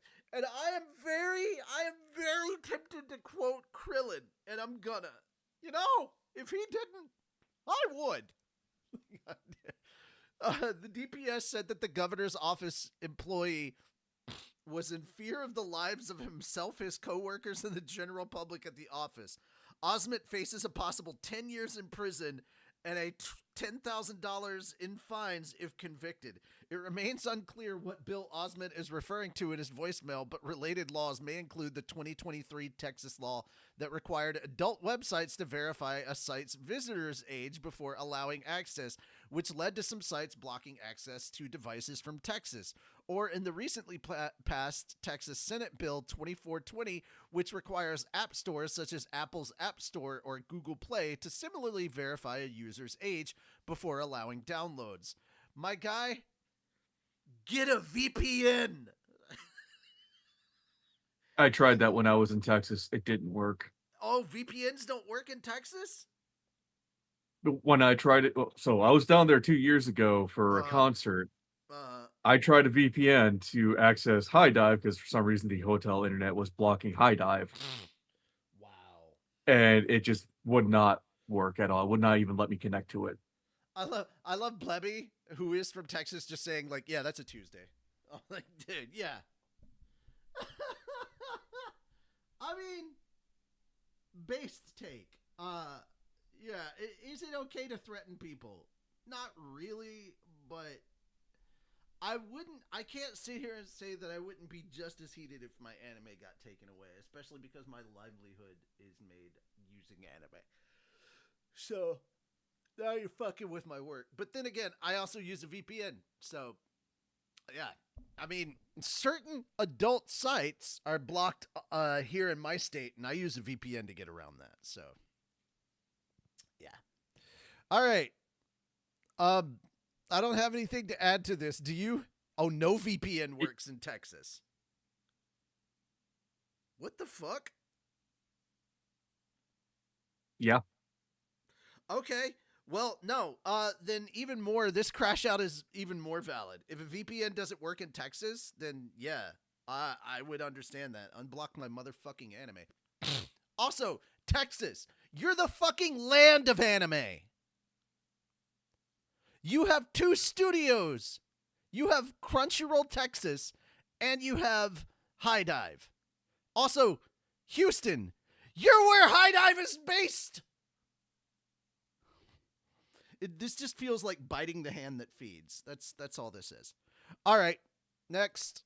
Unless you have any thoughts you'd like to share on this before we move on. Well, considering Crunchyroll and High Dive are supposedly available in Texas, guy must be trying to access Ocean Vale. Okay. Yeah, I guess. You don't know what Ocean Vale is, do you?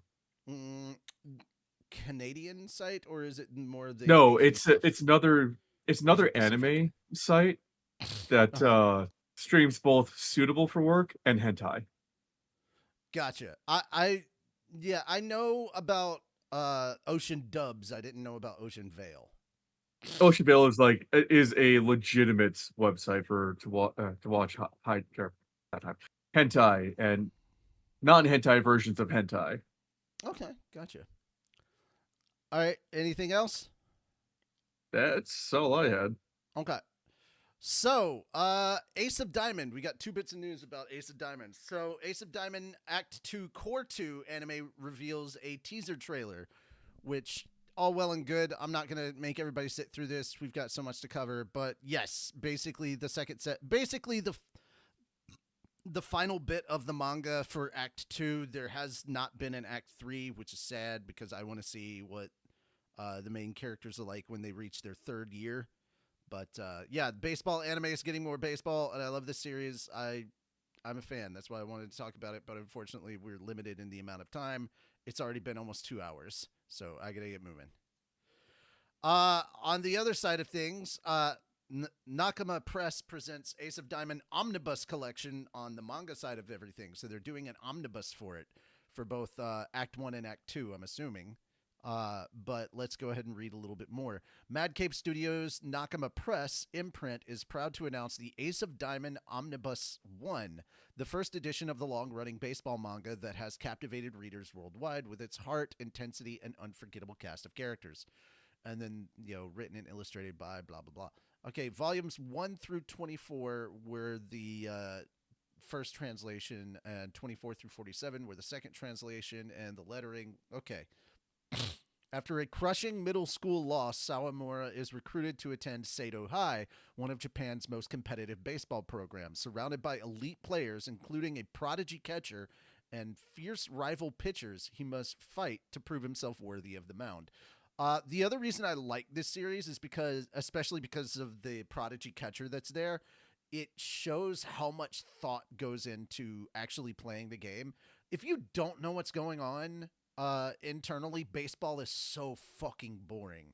But if you understand what goes into play calling and all the shit that goes through a pitcher and a catcher's mind before the ball is even thrown, if you understand how much research they have to do on the other team and all of the different hitters and their habits and what pitches work against them, what doesn't. All like if you understand all of the psychological shit that's going on when the game is being played, baseball becomes 100 times more interesting and way more intense, especially if you get to the World Series and your team is there and it's a fucking nail-biting event and you're like, oh God, please. Yeah, baseball becomes a way more serious thing. But yeah, intense training and high-stakes competition pushes him to his limits. Sawamura begins his journey to become the team's ace. Ace of the Diamond Omnibus 1 collects the first 3 volumes of the hit baseball series. The first 2 volumes were originally released by Kodansha in 2006, and Volume 3 was released in 2007. This is the first omnibus in a continuing collection series from Nakama Press. For longtime sports manga fans and readers discovering the series for the first time, Ace of the Diamond Omnibus 1 collects 584 pages and goes on sale March 23rd of 2027 in paperback format. Pre-order at your favorite comic shop or at nakamapress.com. I might do this. I might actually do this. I do want to collect more physical manga, but dude, like when you go volume for volume, it gets a lot. Like if I could get Rurouni Kenshin, One Piece, all of that in omnibus format now, rather than like, you know, book by book, I would save so much space. Oh my God. That would be a game changer. I know you're not really into this, but what do you think about omnibus for manga as a general thing? I have several different omnibuses because it saves so much fucking space. You are not kidding, dude. Oh my God. Like oh my I have Elfin Lead in omnibus format. Yeah. Oh, yeah. Cause like I said, things that I have here, I have the entirety of Rurouni Kenshin. I have all of Negima. I have half of Naruto. I stopped after about like 10 or 11 volumes of One Piece because I was like, there's no fucking way. I'm not getting 60 volumes of One Piece. I have 27 volumes of Bleach. I have all of D and Angel and Deers. I have 3/4 of Fairy Tail, all of Fruits Basket. Like, Jesus Christ, dude. If I had omnibuses of this, I would be able to collect a lot more. I have all of Hellsing and Love Hina. Like, some of this is like shit that people don't know about these days, which is kind of crazy. You know, Team 4-Star put out fucking manga. No. And then I also have the original OG versions of Sailor Moon, the original releases in English of Sailor Moon. So yeah, omnibus stuff really would make one hell of a difference. Because I think each of the series, like your Sailor Moon R, your S, your Super S, all of those could just be one omnibus. And it would save me so much space. So I'm for it. I'm especially... Oh, yeah, I also forgot, but I did this one on purpose because I wanted the full box collection. I have all of Bakuman. And we're just talking about the manga right now. If we get to light novels, I have a separate shelf just for light novels. Speaking of Bakuman... Uh-huh. I found it on Tubi. Yeah! Probably subbed because I think the dub only went up to episode 12. But I'm not sure. I just saw that it showed up on my Tubi feed. I'm like, Mm-hmm. cool, I'm adding you to the watch later for when I'm sick and I could just binge watch stuff. Dude, it's 75 episodes. Totally understand. It is 3 seasons, 25 episodes apiece. I love it. I think it absolutely is worth a watch. I hope you enjoy it when you get a chance to see it. It is my favorite series of all time. It's not my favorite anime, but it's definitely my favorite manga. I love it. And I hope you do too, because it has a little bit of everything. All right. So McDonald's is doing some interesting collabs. So Fenris, the first one that they're doing is One Piece and SpongeBob. Okay. Huh? Yeah. The One Piece franchise announced on Thursday that it is collaborating with the popular American animated series SpongeBob SquarePants for a McDonald's Happy Meal in multiple territories around the world. The One Piece SpongeBob SquarePants Happy Meal will be available this month, though at different times depending on the region. And there is SpongeBob cosplaying as Luffy with a stretchy arm. I mean, To be fair, it does kind of make sense considering both shows started in 99. Yeah. That's weird to think, but yeah. Also, it's weird to think that they're both still going on. Guys, I'm gonna go out on a limb right now, and I see all these villainous things over here on the side. I'm sorry.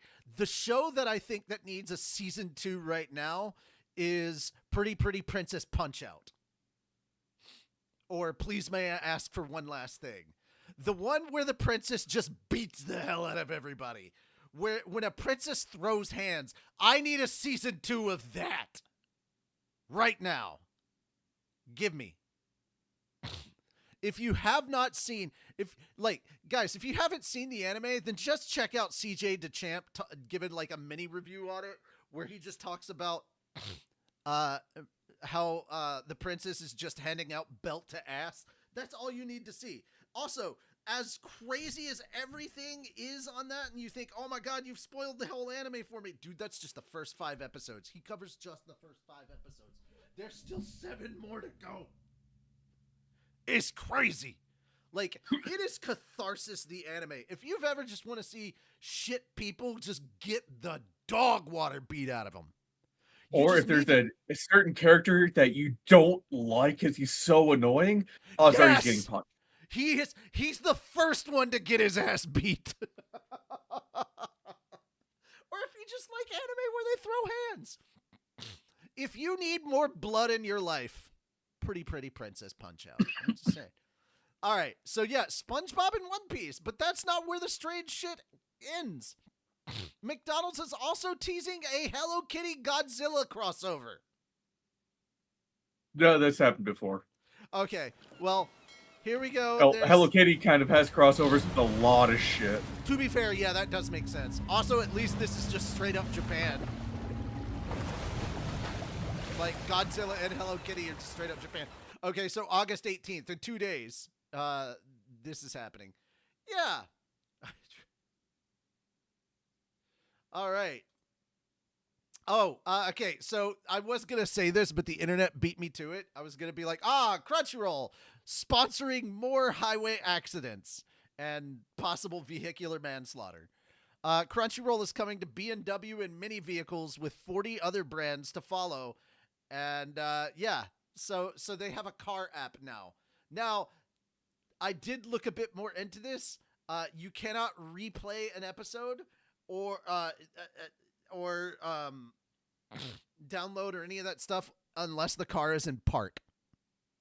So they do have safety features for that. So yeah. Popular anime streaming service Crunchyroll is coming to a range of vehicles in a new collaboration with automation app distribution platform Appning. Soon, owners of compatible BMW and Mini vehicles in the US, UK, and Australia will be able to access Crunchyroll directly through their cars' infotainment systems, giving subscribers a new way to catch up on those hit shows like Frieren, My Hero, Haikyuu, and more. As a Mini owner and Crunchyroll subscriber, I can't wait, and I can already see myself driving into the latest season of Oshinoko while parked up waiting at the car wash. Or, if you're in LA stuck in traffic, now you have something to do! Yeah, alright, yeah. Anyway, guys, there are times where I'm stuck waiting on a light, and I'm okay with it because I'm reading light novels on my phone. Anyway, BMW Group cars are just the start, however, and the app expected to steadily roll out to more than 40 automotive brands. Mercedes-Benz, Volkswagen, Leapmotor, and Lotus are just some of the brands that make Appning-enabled vehicles. Appning owner Forvia estimates that the platform reaches more than 20% of the accessible market share, so if you recently bought a new car, there's a decent chance that it will be compatible. Also, can we please get it in like minivans in the back of seats so that kids can watch their anime in the car and leave me the hell alone? Thank you.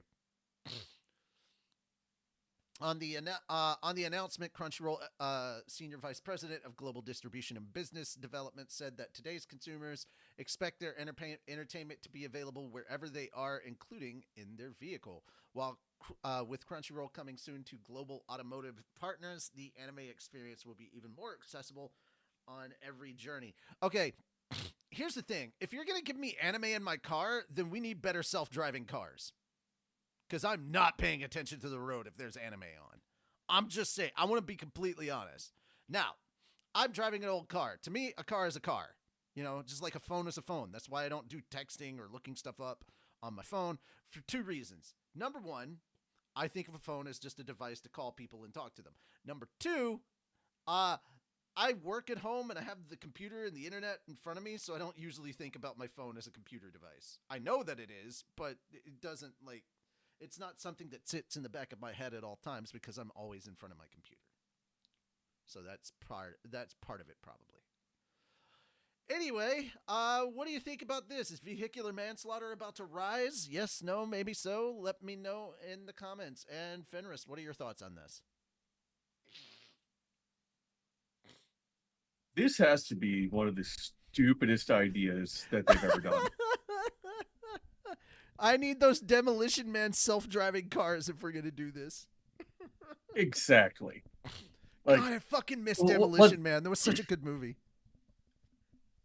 Let's face it, the jokes aren't necessarily jokes because it is going to heavily increase the amount of distracted driving, the amount of vehicular accidents and vehicular manslaughter. Dude, I already know a shit ton of cops that sit by the roadside pretending like they're scanning for speeding cars that are just sitting there with their phones watching anime. I've been pulled over by several cops who are giant anime fans that let me off with a warning when they saw all the anime stickers, and I told them that I abridge anime and gave them a fat dog card. And they're like, wait, really? And they go and they look it up, and they're like, oh my God, I have so much good content to watch. And I'm like, you're welcome. You wrote this? I was like, yeah, I wrote in it. I voiced some of it. I directed. Yeah, I did it. So, yeah, I've got pulled over by cops that turned them into fans, and they let me go. Nice. I mean, most of the time when I get pulled over, it's for something really stupid and minor anyway. Like, man, I need to get my tags updated, or like a light went out that I wasn't aware of. It's not like I'm just recklessly driving. It's like minor things, and they're like, hey, well, this, so I'm not endangering anyone's life. I want to let you guys know that. I'm a pretty good driver, and I also have a car that like needs some is in desperate need of a few repairs. And so, yeah, because of that, I'm a much more cautious driver. I'm also not a cocky idiot teen anymore. I know just how easy it is to wreck my car, get myself injured or killed while driving. I am aware that I am at any point in time sitting behind the wheel of a 2-ton death machine. So, yeah. I just wish more people were aware of that when they started adding television to cars. Yeah.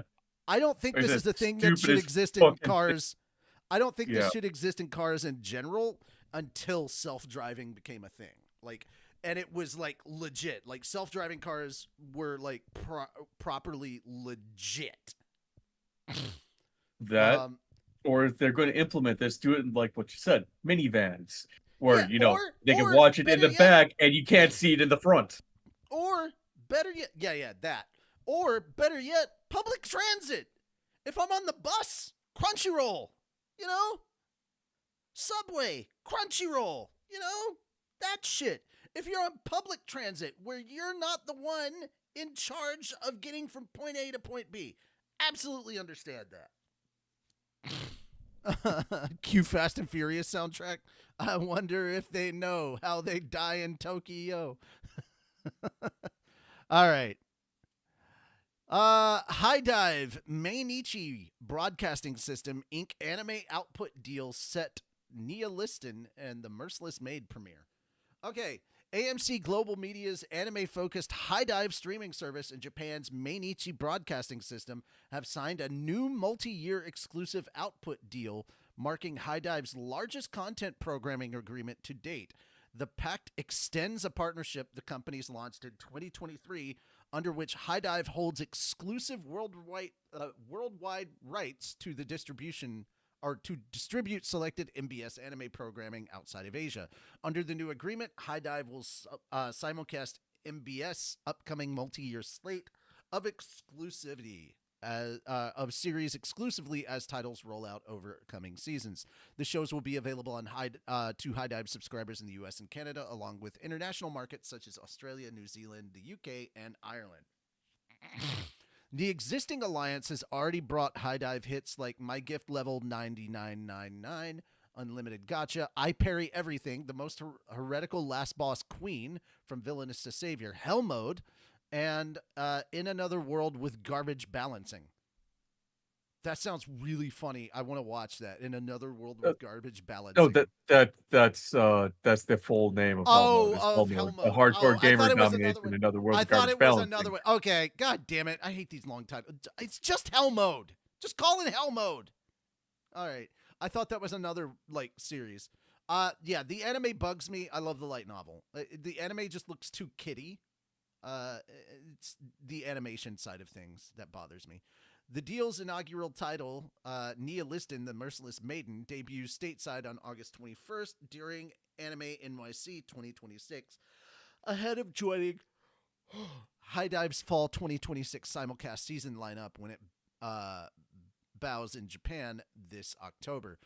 Then it's just running down that. Our historic anime partnership with MBS has been a resounding success, and we are thrilled to extend our global distribution alliance with a new exclusive output deal, now High Dive's largest ever content programming deal to date, said John Lanford, president of High Dive. This expansive multi-year agreement reinforces High Dive's bona fides with both fans and industry as one of the world's most established and leading distributors of the best new genre-spanning anime that Japan has to offer. We are excited to premiere the deal's inaugural title, Nia Liston, the Merciless Maiden, later this month at Anime NYC. And then it goes on. I'm happy to hear this. There have been some really good anime that have come from this partnership, and I'm glad it's continuing. What are your thoughts? I'm laughing internally because I know Crunchyroll is fuming that they don't have exclusivity. Yeah. So guys, sorry about this to interrupt. I just saw this and I was like, oh shit. So Spider-Man Brand New Day, the newest one, hit $2 billion worldwide in 3 weeks, breaking the previous Spider-Man's record. So, congratulations. Well done on that movie. So, let's move on to the next one. Oh, I already did this. Kira knows something about Buddha. Oh, okay. Okay, so this is the last story. I just had a thing here that I didn't realize I'd clicked on. Rumiko Takahashi and Junji Ito meet for Viz's Tea Time for Two. Viz Media released a new English subtitled video. It can be done, Toho!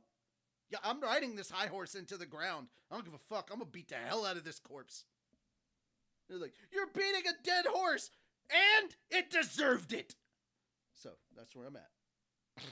Saturday, featuring legendary manga creator Rumiko Takahashi of Inuyasha and Ranma 1/2, and renowned horror manga creator Junji Ito, Tomie and Uzumaki, titled Viz Tea Time for Two with Rumiko Takahashi and Junji Ito. The two manga creators spoke about their impressions about each other, their works, what kind of manga they would create if they collaborated on a short, and how the manga industry has changed since their respective debuts. Stop! He's already... You know what? He earned this. Goddamn right. I'm gonna watch this later. I like this. I especially like the font that they use there. It's so fancy. On what sort of manga the two would create if they collaborated, Ito states that Takahashi has created several different stories, but he would like to lean towards horror. She can write anything, so perhaps we should lean towards horror, Ito states. Takahashi in turn praised Ito's style of horror, saying, it has a freshness that I believe changed the world of manga. Takahashi then agreed a horror manga would be best.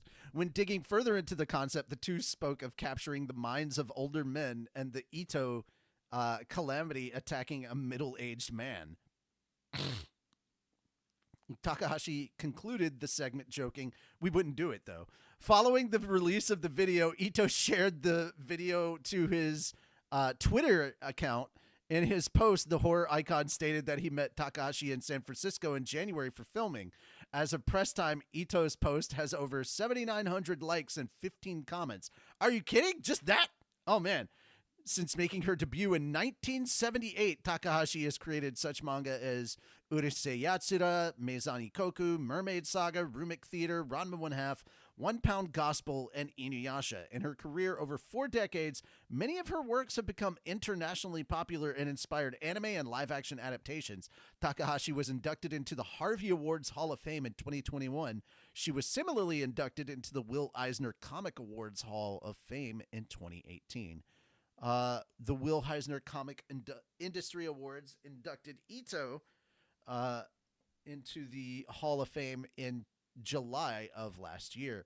Ito previously won Eisner Awards for Love Sickness, Remina, Venus in the Blind Spot, and Frankenstein.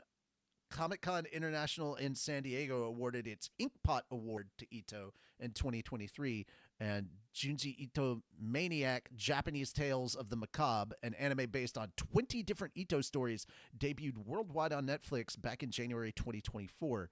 Ito's Uzumaki manga also inspired a 4-episode anime mini-series that premiered on Toonami in September 2024. Junji Ito Collection, a previous television anime of manga by Ito, also adapted stories from the Ito Junji Keisakushu collection. It's as well as the Fragments of Horror book. The anime premiered in January 2018 and had 12 episodes.